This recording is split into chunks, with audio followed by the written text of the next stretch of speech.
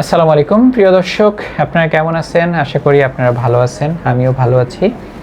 আজকে আমরা ক্যান্সার বিষয়ক যে বিষয়টি নিয়ে আলোচনা করব সেটি হচ্ছে ক্যান্সার রোগীর ফলো আপ।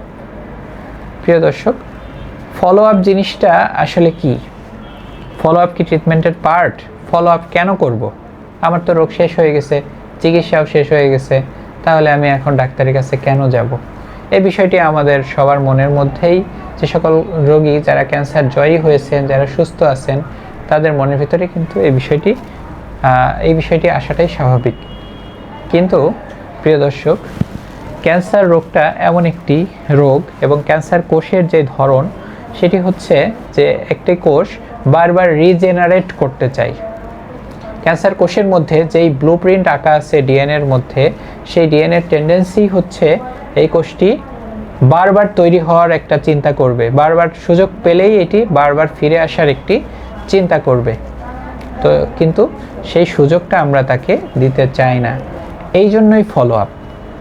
এই জন্যই বলা হয় যে ক্যান্সার রোগীর চিকিৎসার ক্ষেত্রে তীরে এসে তরি ডোবার মতো অবস্থা।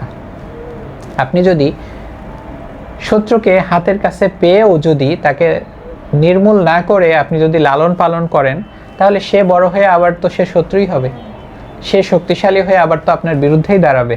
ব্যাপারটি আসলে সেটি। ক্যান্সার কোষকে আপনি কখনোই বিশ্বাস করবেন না। আপনি যেটি করবেন, আপনার চিকিৎসা শেষ, প্রথম দিকে আপনাকে ফ্রিকোয়েন্ট ফলো আপ করতে হবে এবং পরের দিকে আপনাকে হয়তো অনেক আস্তে আস্তে আপনার ডিউরেশনটা বাড়ানো হবে। সাধারণভাবে আমরা যেটা করি, অধিকাংশ ক্যান্সারের ক্ষেত্রেই প্রথম 2 বছরে আমরা প্রতি 1 থেকে 2 মাস পর পর তাকে আসতে বলি।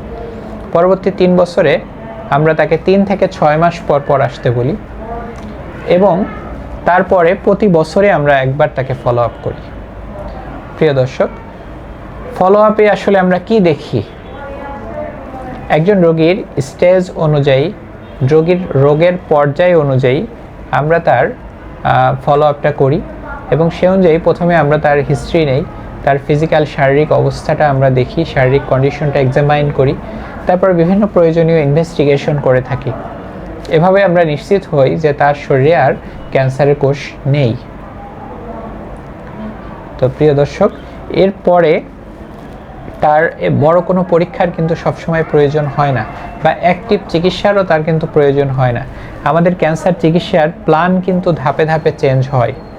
যেমন একজন রোগীর রোগ মুক্তকরণের ক্ষেত্রে আমাদের প্রথম দিকে প্ল্যান থাকে যে তাকে সার্জারি, কেমোথেরাপি, রেডিওথেরাপি, এরপরে কমপ্লিট হলে আমরা তাকে রিহ্যাবিলিটেশন ফেজে যাই। অর্থাৎ আপনি যে অবস্থায় আগে ছিলেন, ক্যান্সার পূর্ব অবস্থায় আপনি একজন অ্যাক্টিভ মানুষ ছিলেন, সাপোজ আপনি একটি চাকরি করতেন, আপনি সেই চাকরিটা এখন আর করতে পারছেন না। তো আপনি ক্যান্সার হওয়ার কারণে আপনার শরীরের উপরে শারীরিক এবং মানসিক অনেক রকম স্ট্রেস গিয়েছে, যার কারণে আপনি আপনার নর্মাল যেই লাইফস্টাইল, সেই লাইফস্টাইল আপনাকে ছেড়ে দিতে হয়েছে। তো আমরা আবারও সেই পর্যায়ে পৌঁছে দিতে চাই, আবারও আপনাকে সেই অবস্থায় রিহ্যাবিলিটেট করতে চাই, যাতে আপনি একজন প্রয়োজনীয় এবং আপনি একজন গুরুত্বপূর্ণ মানুষ হিসেবে স্বাভাবিক জীবনযাপন করতে পারেন, স্বাভাবিক পেশাদারিত্ব যাতে আপনি অবলম্বন করতে পারেন, যদিও আপনার শরীরে ক্যান্সারের উপস্থিতি নেই। তো প্রিয় দর্শক, আমরা অবশ্যই তার রোগটাকে দেখব এবং পাশাপাশি আমাদের পরিকল্পনা অনুযায়ী তাকে আমরা রিহ্যাবিলিটেট করব, তাকে আমরা রেগুলার ভ্যাকসিনেশনের আওতায় রাখব এবং অন্যান্য রোগে যাতে তিনি কাবু না হয়ে যান সে বিষয়েও আমরা তাকে পরামর্শ দিব। এবং একই সাথে তার রোগের যদি কোনো সম্ভাবনা থাকে, ফিরে আসার কোনো রকম ন্যূনতম চান্সও যদি তৈরি হয়, ন্যূনতম সম্ভাবনাও যদি তৈরি হয়, সেক্ষেত্রে আমরা সাথে সাথে ব্যবস্থা গ্রহণ করতে পারবো। তো প্রিয় দর্শক, আপনারা ফলো আপকে মনে করবেন যে প্রতিরোধমূলক চিকিৎসা, যার মাধ্যমে একজন ক্যান্সার আক্রান্ত ব্যক্তি সেকেন্ডারি প্রিভেনশন করে, একটি রোগকে ফিরে আসা থেকে সেকেন্ডারি প্রিভেনশন করতে পারেন। তো আমরা আজকে যে বিষয়টি জানলাম, আসুন আমরা নিজে সচেতন হই, পরিবার এবং সমাজকে সচেতন করি।